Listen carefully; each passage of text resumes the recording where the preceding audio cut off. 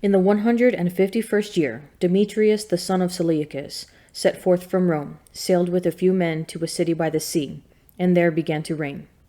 As he was entering the royal palace of his fathers, the army seized Antiochus and Lysias to bring them to him.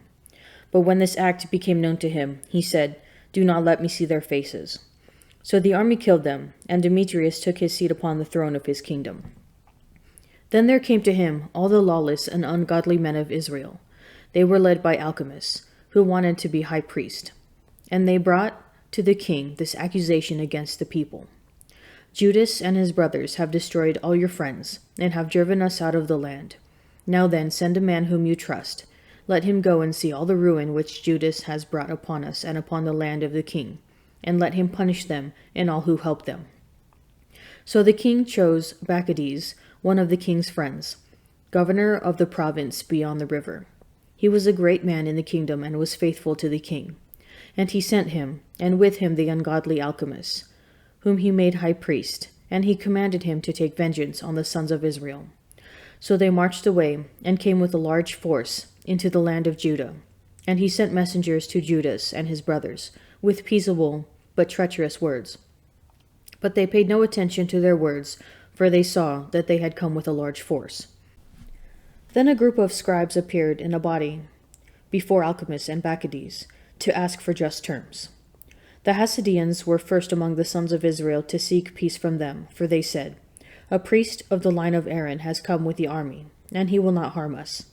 And he spoke peaceable words to them, and swore this oath to them: "We will not seek to injure you or your friends." So they trusted him, but he seized 60 of them and killed them in one day, in accordance with the word which was written. "The flesh of your saints and their blood they poured out round about Jerusalem, and there was none to bury them." Then the fear and dread of them fell upon all the people, for they said, "There is no truth or justice in them, for they have violated the agreement and the oath which they swore." Then Bacchides departed from Jerusalem, and encamped in Bethsaida. And he sent and seized many of the men who had deserted to him, and some of the people, and killed them, and threw them into the great pit. He placed Alchemists in charge of the country, and left with him a force to help him. Then Bacchides went back to the king. Alchemists strove for the high priesthood, and all who were troubling their people joined him. They gained control of the land of Judah, and did great damage in Israel. And Judas saw all the evil that Alchemists and those with him had done among the sons of Israel. It was more than the Gentiles had done.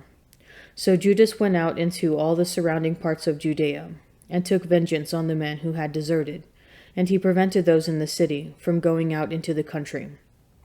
When Alchemists saw that Judas and those with him had grown strong, and realized that he could not withstand them, he returned to the king and brought wicked charges against them. Then the king sent Nicanor, one of his honored princes, who hated and detested Israel, and he commanded him to destroy the people. So Nicanor came to Jerusalem with a large force, and treacherously sent to Judas and his brothers this peaceable message: "Let there be no fighting between me and you. I shall come with a few men to see you face to face in peace." So he came to Judas, and they greeted one another peaceably. But the enemy were ready to seize Judas. It became known to Judas that Nicanor had come to him with treacherous intent, and he was afraid of him and would not meet him again. When Nicanor learned that his plan had been disclosed, he went out to meet Judas in battle near Carphashalama. About 500 men of the army of Nicanor fell, and the rest fled into the city of David. After these events, Nicanor went up to Mount Zion. Some of the priests came out of the sanctuary, and some of the elders of the people, to greet him peaceably, and to show him the burnt offering that was being offered for the king. But he mocked them and derided them, and defiled them, and spoke arrogantly.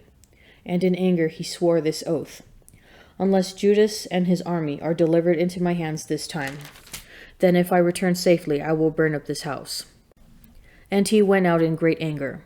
Then the priests went in and stood before the altar and the temple, and they wept and said, "You chose this house to be called by your name, and to be for your people a house of prayer and supplication. Take vengeance on this man and on his army, and let them fall by the sword. Remember their blasphemies, and let them live no longer. Now Nicanor went out from Jerusalem, and encamped in Bethoron, and the Syrian army joined him. And Judas encamped in Adasa with 3,000 men. Then Judas prayed and said, When the messengers from the king spoke blasphemy, your angel went forth and struck down 185,000 of the Assyrians. So also crush this army before us today. Let the rest learn that Nicanor has spoken wickedly against your sanctuary, and judge him according to his wickedness. So the armies met in battle on the 13th day of the month of Adar. The army of Nicanor was crushed, and he himself was the first to fall in the battle. When his army saw that Nicanor had fallen, they threw down their arms and fled. The Jews pursued them a day's journey from Adasa as far as Geraza, and as they followed, kept sounding the battle call on the trumpets. And the men came out of all the villages of Judea round about, and they outflanked the enemy and drove them back to their pursuers, so that they all fell by the sword. Not even one of them was left. Then the Jews seized the spoils and the plunder, and they cut off Nicanor's head and the right hand, which he so arrogantly stretched out, and brought them and displayed them just outside Jerusalem. The people rejoiced greatly and celebrated that day as a day of great gladness. And they decreed that this day should be celebrated each year on the 13th day of Adar. So the land of Judah had rest for a few days. Now Judas heard of the fame of the Romans, that they were very strong and were well disposed toward all who made an alliance with them, that they pledged friendship to those who came to them, and that they were very strong. Men told him of their wars and of the brave deeds which they were doing among the Gauls, how they had defeated them and forced them to pay tribute, and what they had done in the land of Spain to get control of the silver and the gold mines there, and how they had gained control of the whole region by their planning and patience, even though the place was far distant from them. They also subdued the kings who came against them from the ends of the earth, until they crushed them and inflicted great disaster upon them. The rest paid them tribute every year. Philip and Perseus, king of the Macedonians, and the others who rose up against them, they crushed in battle and conquered. They also defeated Antiochus the Great, king of Asia, who went to fight against them, with 120 elephants, and with cavalry and chariots, and a very large army. He was crushed by them. They took him alive and decreed that he and those who should reign after him should pay a heavy tribute and give hostages and surrender some of their best provinces, the country of India and Media and Lydia. These they took from him and gave to Eumenes the king. The Greeks planned to come and destroy them, but this became known to them, and they sent a general against the Greeks and attacked them. Many of them were wounded and fell, and the Romans took captive their wives and children. They plundered them, conquered the land, tore down their strongholds, and enslaved them to this day. The remaining kingdoms and islands, as many as ever opposed them, they destroyed and enslaved. But with their hands and those who rely on them, they have kept friendship. They have subdued kings far and near, and as many as have heard of their fame have feared them. Those whom they wish to help and to make kings, they make kings, and those whom they wish they depose, and they have been greatly exalted. Yet, for all this, not one of them has put on a crown or worn purple as a mark of pride, but they have built for themselves a senate chamber, and every day 320 senators constantly deliberate concerning the people to govern them well. They trust one man each year to rule over them and to control all their land. They all heed the one man, and there is no envy or jealousy among them. I will now call to mind the works of the Lord, and will declare what I have seen. By the words of the Lord his works are done, and in his will justice is carried out. The sun looks down on everything with its light, and the work of the Lord is full of his glory. The Lord has not enabled his holy ones to recount all his marvelous works, which the Lord the Almighty has established, that the universe may stand firm in his glory. He searches out the abyss and the hearts of men, and considers their crafty devices. For the Most High knows all that may be known, and he looks into the signs of the age. He declares what has been and what is to be, and he reveals the tracks of hidden things. No thought escapes him, and not one word is hidden from him. He has ordained the splendors of his wisdom, and he is from everlasting and to everlasting. Nothing can be added or taken away, and he needs no one to be his counselor.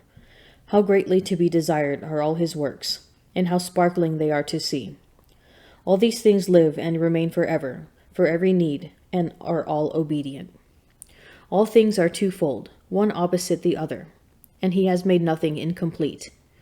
One confirms the good things of the other, and who can have enough of beholding his glory?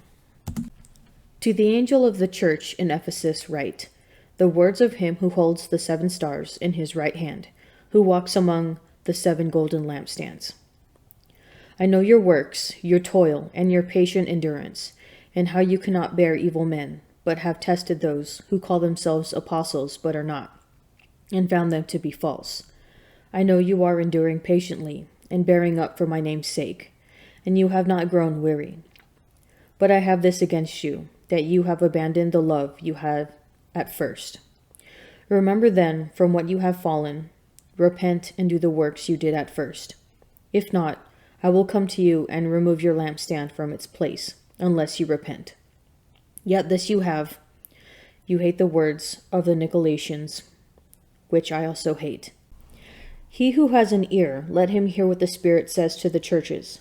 To him who conquers, I will grant to eat of the tree of life, which is in the paradise of God. And to the angel of the church in Smyrna write, the words of the first and the last who died and came to life. I know your tribulation and your poverty, but you are rich, and the slander of those who say that they are Jews and are not, but are a synagogue of Satan. Do not fear what you are about to suffer. Behold, the devil is about to throw some of you into prison, that you may be tested, and for 10 days you will have tribulation. Be faithful unto death, and I will give you the crown of life. He who has an ear, let him hear what the Spirit says to the churches. He who conquers shall not be hurt by the second death. And to the angel of the church in Pergamum write, the words of him who has the sharp 2-edged sword. I know where you dwell, where Satan's throne is. You hold fast my name, and you did not deny my faith, even in the days of Antipas, my witness, my faithful one, who was killed among you, where Satan dwells. But I have a few things against you. You have some there who hold the teaching of Balaam, who taught Balak to put a stumbling block before the sons of Israel, that they might eat food sacrificed to idols and practice immorality.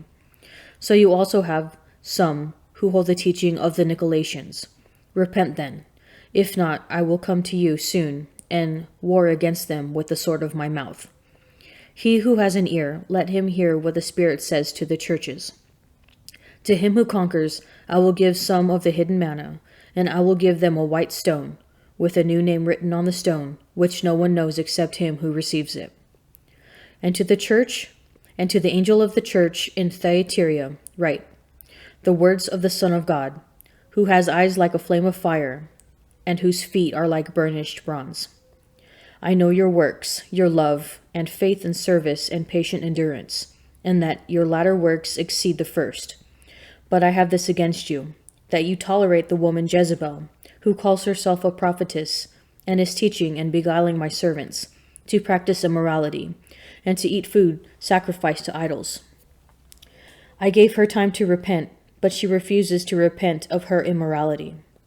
Behold, I will throw her on a sick bed, and those who commit adultery with her I will throw into great tribulation, unless they repent of her doings.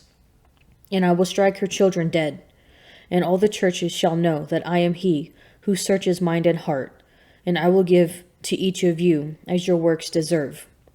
But to the rest of you in Thyatira, who do not hold this teaching, who have not learned what some call the deep things of Satan, to you I say, I do not lay upon you any other burden. Only hold fast what you have until I come. He who conquers and who keeps my works until the end, I will give him power over the nations, and he shall rule them with a rod of iron, as when earthen pots are broken in pieces, even as I myself have received power from my Father, and I will give him the morning star. He who has an ear, let him hear what the Spirit says to the churches. At the outset of Revelation, Jesus is seen amidst the 7 lampstands, and chapter 2 begins with Jesus identified as the one who walks among the 7 golden lampstands. This is manifest in the opening words Jesus gives each church. I know your works, to Ephesus. I know your tribulation and your poverty, to Smyrna. I know where you dwell, to Pergamum. I know your works, your love and faith and service and patient endurance, and that your latter works exceed the first, to Thyatira. From our good works to our suffering and shortfallings, Jesus knows the state of the church and its members. Jesus encourages everyone to conquer the challenges they face. He holds out great rewards, all of which come after the resurrection, to eat the tree of life, to have the hidden manna and a white stone with one's name signifying heavenly citizenship, and to share in Jesus' triumphant rule. In the face of tribulation and suffering, the response must be faithful endurance, but such patience will be richly rewarded. Conquering is the greatest act of glory in the Roman world, but here conquering is the overcoming of fear, selfishness, worldly indulgence, and passions. In other words, we must conquer ourselves by God's grace, and then we will share in the eternal victory. How odd would it seem to the Romans that patient endurance is the virtue most needed to conquer?